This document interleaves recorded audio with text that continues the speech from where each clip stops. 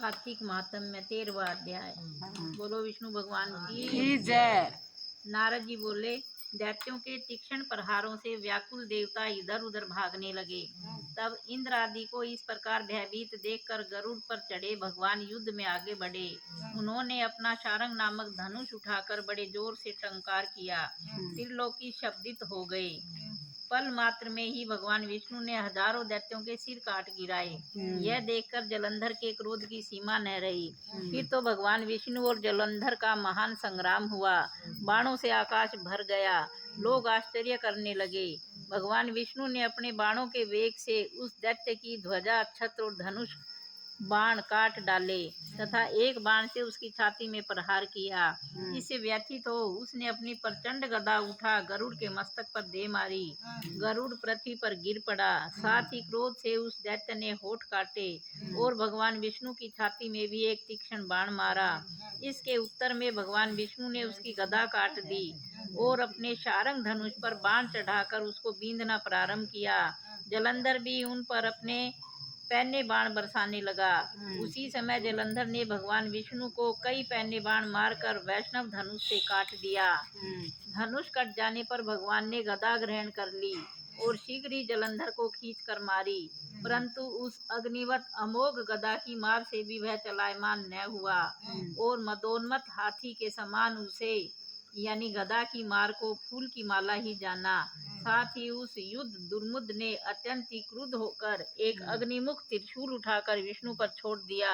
भगवान विष्णु ने शिव के चरणों का स्मरण कर नंदक नामक त्रिशूल से उसके त्रिशूल को छेद दिया। जलंधर ने झटक कर भगवान विष्णु की छाती में एक मुष्टिक मारा। उसके उत्तर में भगवान विष्णु ने भी उसकी छाती पर अपनी मुष्टिका का प्रहार किया। फिर दोनों घुटने टेक कर बाहों और मुष्टकों से बाहु युद्ध करने लगे। कितनी ही देर तक भगवान विष्णु उसके साथ युद्ध करते रहे।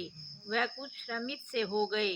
तब सर्वश्रेष्ठ मायावी भगवान उस दैत्यराज से मेघवाणी में बोले, हे रण दुर्मम दैत्य श्रेष्ठ, तू धन्य है जो इस महायुद्ध में इतने बड़े बड़े आयुधों से भी भयभीत न हुआ। तेरे इस युद्ध से मैं बड़ा प्रसन्न हूँ। तू जो चाहे मांग, मैं अदेय वस्तु भी आज तुझको दे दूंगा।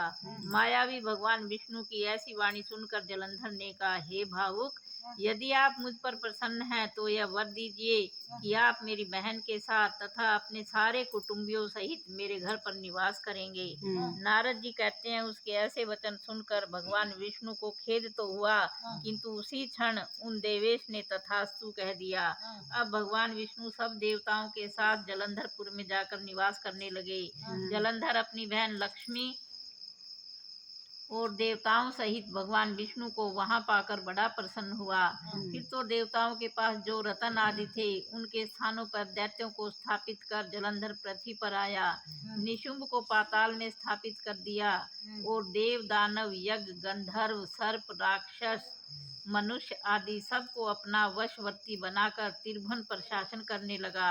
उसने धर्मानुसार सुपुत्रों के समान प्रजा का पालन किया। उसके धर्म राज्य में सभी सुखी थे। बोलो कार्तिक महाराज की जय। बोलो विष्णु भगवान की जय।